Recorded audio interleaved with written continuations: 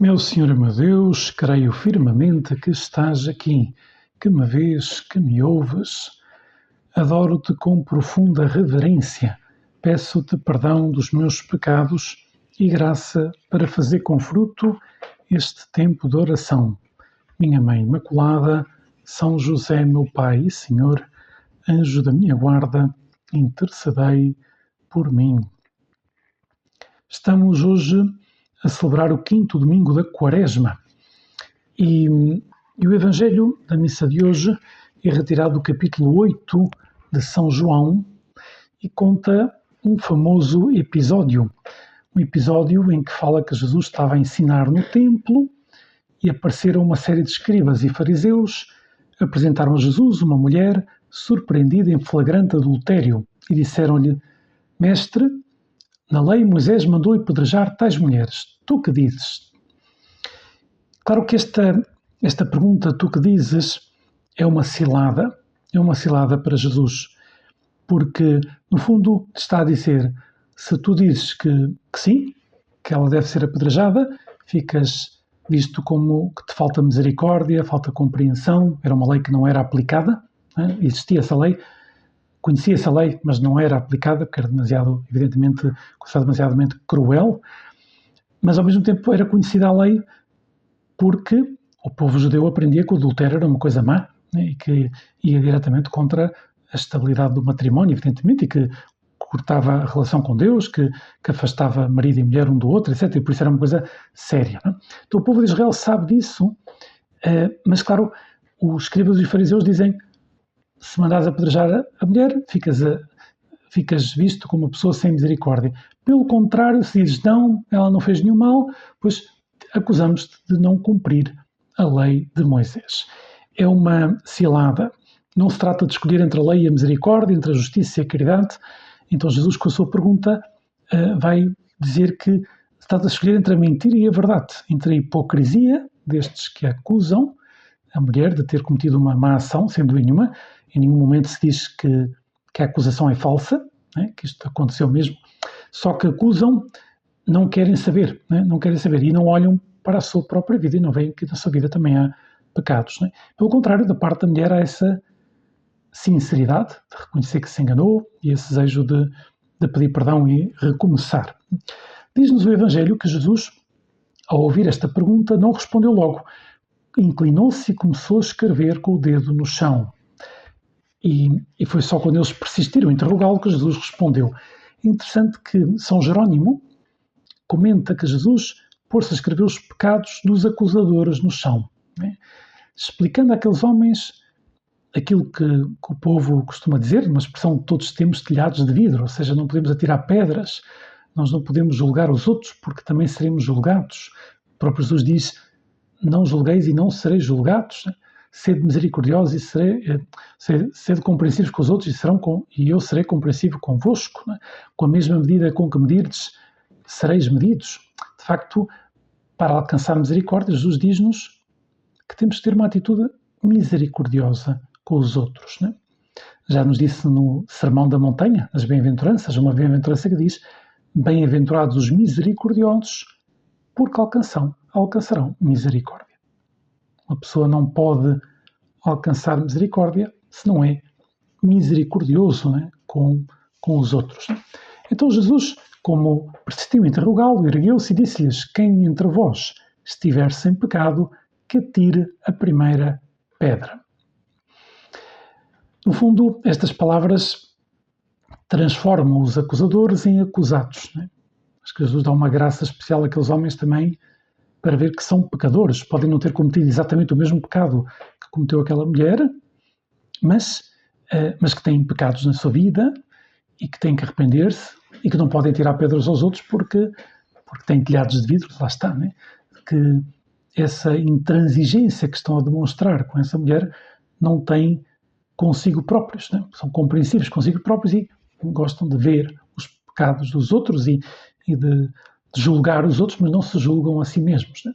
E diz-nos o Evangelho que Jesus voltou a inclinar-se, continuou a escrever, e eles, porém, quando ouviram tais palavras, foram saindo um após outro, a começar pelos mais velhos, e só ficou Jesus e a mulher que estava no meio. É interessante esta referência a que os primeiros a sair foram os mais velhos, talvez por terem mais idade, tinham tido mais tempo para fazer pecados, né? Tinham mais, e por isso deram-se conta, né, que de facto que tinham que pedir perdão a Deus dos seus pecados antes de começar a julgar os pecados dos outros, né? E então vão todos saindo, né? Vão todos saindo. E Jesus comenta, dirige-se à mulher e diz: mulher, onde estão eles? Ninguém te condenou? E ela respondeu: ninguém, Senhor. Disse então Jesus: nem eu te condeno, vai e não tornes a pecar. Né? Por um lado, Jesus sabe que somos feitos de pó da terra e nós também temos de ser conscientes disso. Isto é a virtude da humildade.